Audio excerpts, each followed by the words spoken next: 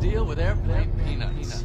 After 33 years in the business, Stephen Colbert and the entire Late Show franchise have officially been canceled by CBS, with the final episode of their storied program set to air in May of 2026. This bombshell announcement came just 3 days after Colbert openly criticized his network for settling a $16 million lawsuit with Donald Trump ahead of an upcoming merger that would be overseen by the president himself. The death of The Late Show has become a lightning rod for debate online, with one side of the aisle claiming CBS canceled Colbert as a way to bribe Trump ahead of the merger, while others have been quick to point out that The Late Show was reportedly losing an average of $40 to $50 million per year. Somebody at CBS followed up their gracious press release with a gracious anonymous leak saying they pulled the plug on our show because of losses pegged between $40 million and $50 million a year. $40 million's a big number. I could see us losing $24 million, but where would Paramount have possibly spent the other $16 million? Oh, yeah. And this is the nuance that I think a lot of people don't know. Those tax incentives were tied to hiring a certain amount of people and maintaining those hires. Colbert doesn't lose money. It makes like $50 million a year. Unfortunately, it costs $100 to make. Why does it cost $100 to make? Because you have 7 different unions you got to run. It was making $80 or $90 million back in the day. I think Chris Licht was running the show. So it's not like it wasn't a profitable endeavor. What they've seen is advertising dollars remove itself from linear completely. Linear meaning like what you watch on TV, not on digital. There is an audience for Colbert. It's just not linear. His clips go viral. They do great online.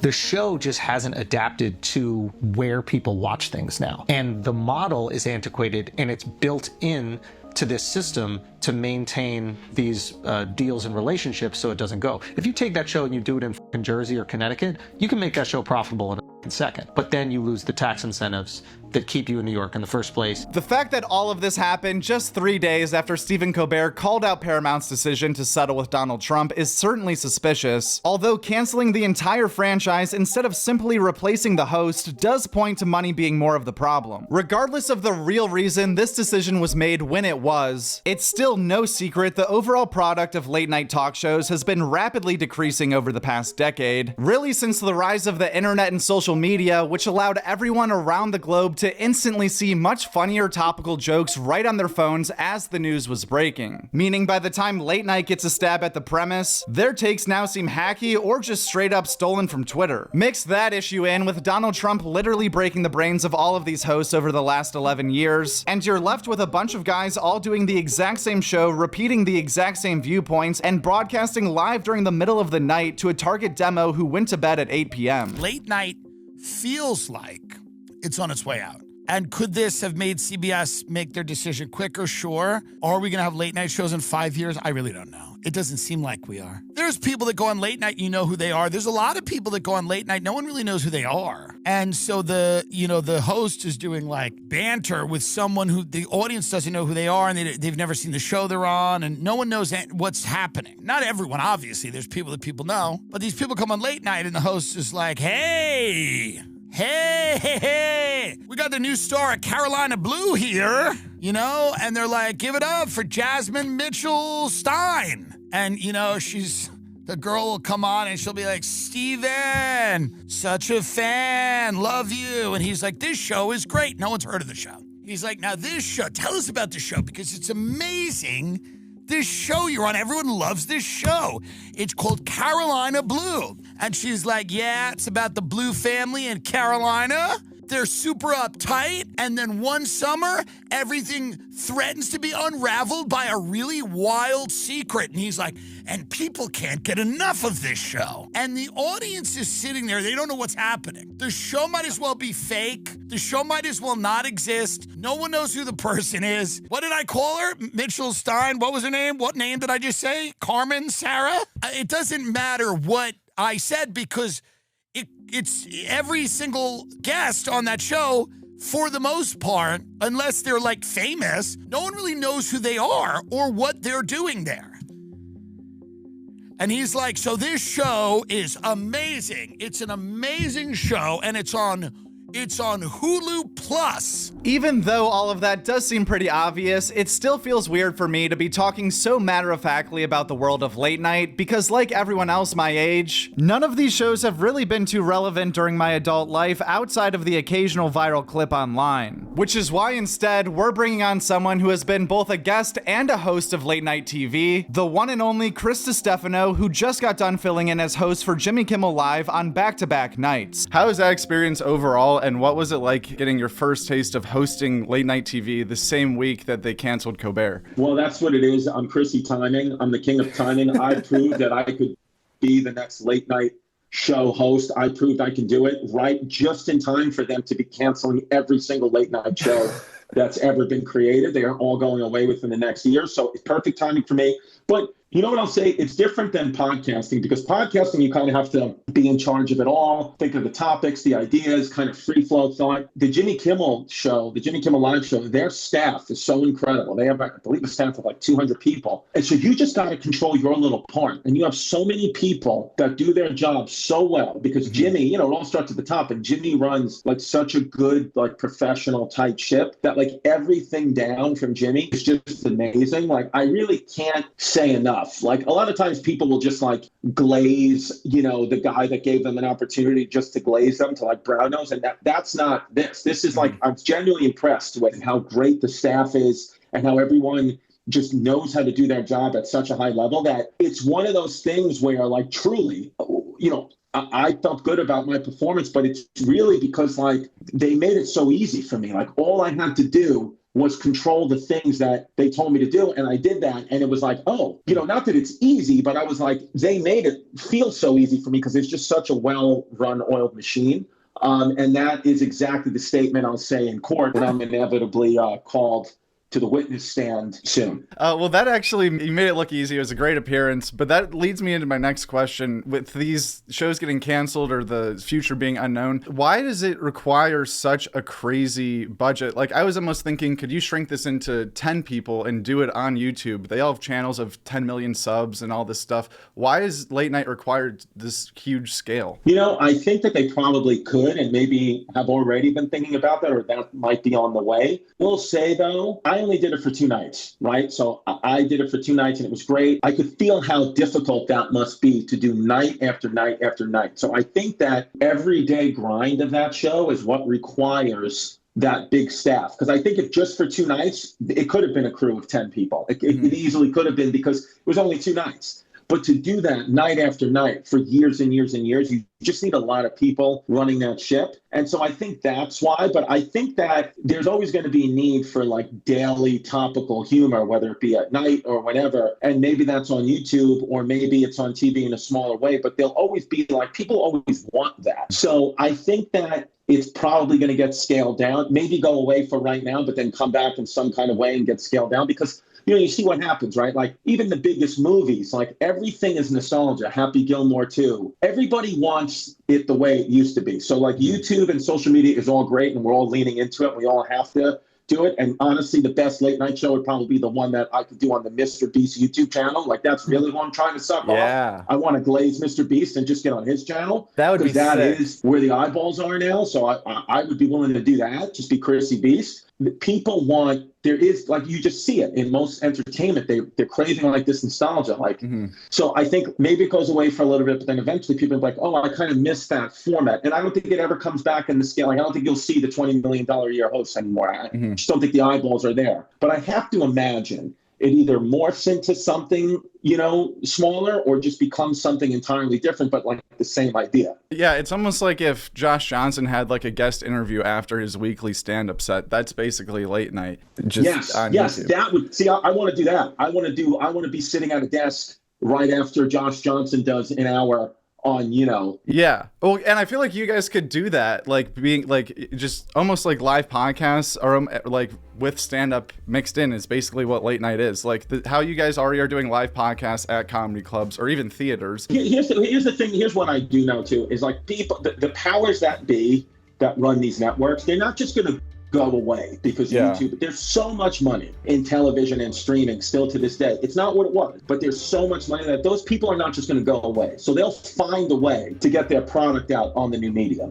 What once was a gateway for instant overnight comedy fame has slowly transformed into an obscure advertising circus throughout the years. But to be fair to late night, even if it's no longer the big standalone goal of every young comedian as their main pathway forward in the business, there's still some very cool, undeniably nostalgic aspects of late night TV that will never be replicated by going on a YouTube podcast. Something that you hear nowadays is that like a major podcast appearance has almost replaced late night shows as far as career launching goes. Do you feel like they're the same as when, maybe you were younger, like that's a career goal that you have to hit, or are you just doing like a victory lap? It's definitely true that a late night spot doesn't do what it used to do, right? It used to be if you had a good set on these shows, then you can have a career from that and you could sell tickets from it. And I don't think you're selling as many tickets off a Tonight Show appearance as you used to. I think that's obvious. But I'll tell you what it is still. It's still something that people outside of comedy understand. It's something that's like edifying to your family. It's something like people that aren't obsessed with comedy will appreciate still. I called my family and told them I got the Tonight Show. They know what that means. They go, oh my gosh, I've watched the Tonight Show before. I called my parents and tell them that I got Just for Laughs, something which is probably a bigger deal.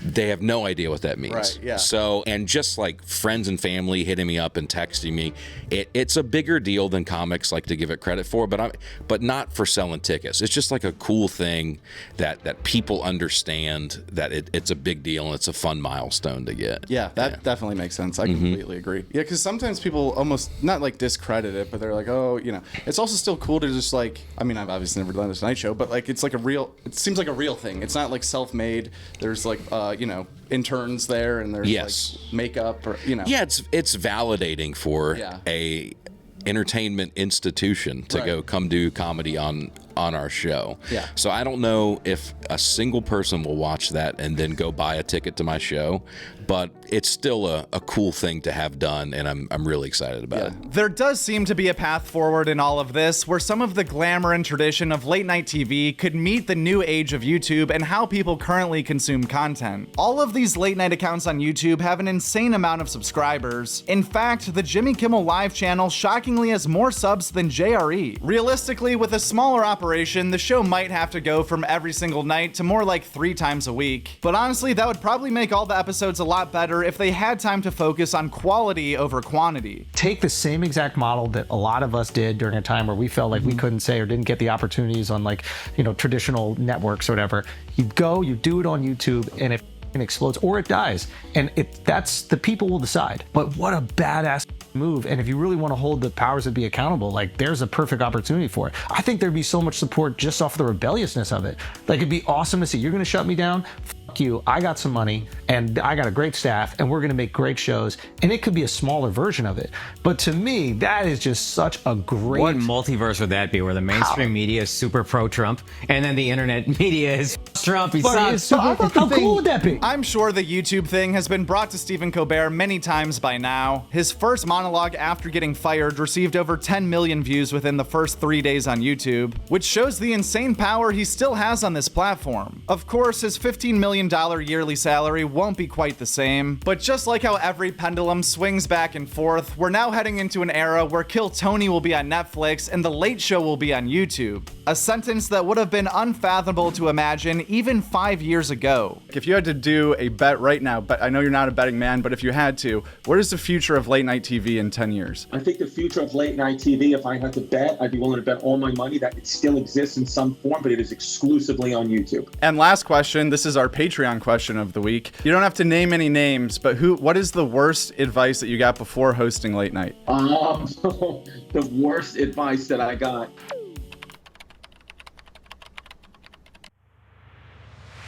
Guest spots from last week. The Joe Rogan Experience had on Ryan Callahan, James McCann, James Tallarico, and Shaka Segor. The Legion of Skanks welcomed Naeem Ali and Zy Anderson. Greg Fitzsimmons stopped by Kill Tony. Matt and Shane was Just the Fellas. Tim Dillon had an emergency podcast with Alex Jones. Are You Garbage was Ari's retirement party. Karen Fian sat on the couch with Soder. Lamorne Moore stopped by Tiger Belly. Flagrant brought on Sager and Jetty. Bad Friends had on Josh Home. Harland Williams was on Whiskey Ginger. Cedric the Entertainer broke bread with Tom Papa. Maddie Smith went on First Date. Jim Norton stopped by We Might Be Drunk. Mark Norman was on Right Now. Joe DeRosa came all over your mom's house. And also visited Stavi's World, Stuff Island, and You Be Trippin'. Story Wars was a battle between Bonnie McFarlane, Jeff Ross, and KP Burke. The Shaman went on the Tim Bartley Show. And Two Bears, One Cave was Stavros and Chrissy D.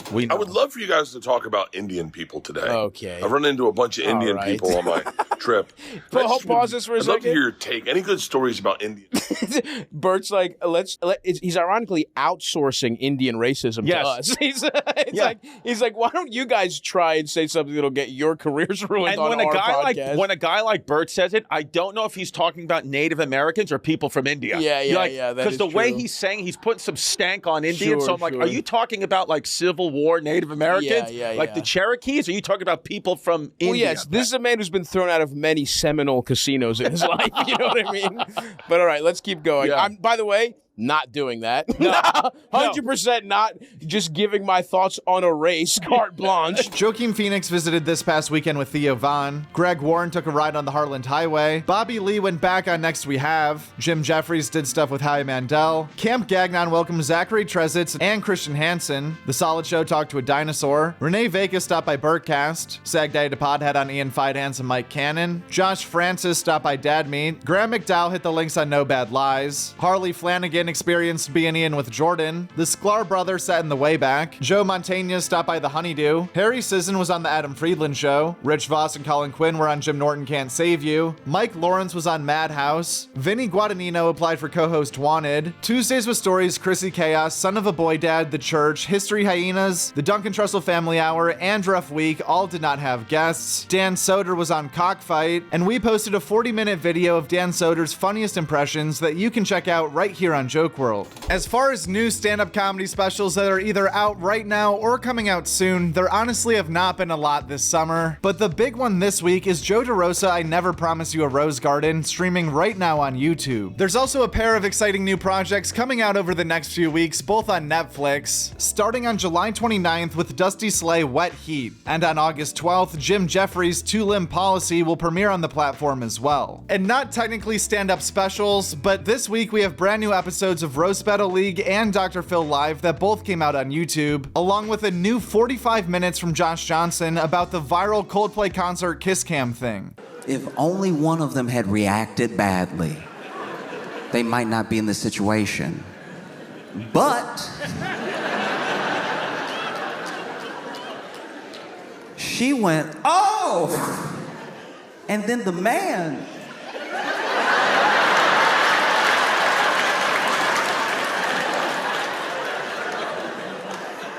just starts to sink.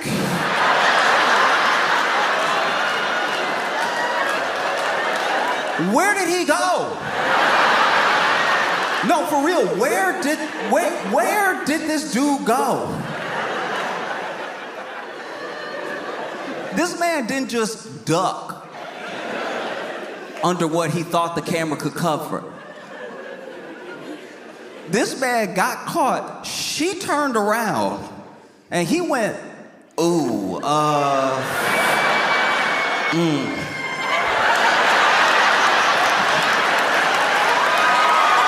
And last but not least, Chris Stefano and Stavros Halkias filled in for Bert and Tom on Two Bears, One Cave this week for the first of 4 episodes this summer, which we talked to Chris about for a while in a video that'll be out next week all about the new Bears, One Cave. But until then, that's all the comedy news we have for you this week, folks. Thank you so much for watching this video, and as always, free stickers are available on Instagram. Either send us a message or fill out the form in the link in the bio. And check out the end screen, will ya? At Joke World. That's it, at Joke World. And the world is WRLD. That's a great YouTube channel, Joke World. Check it out.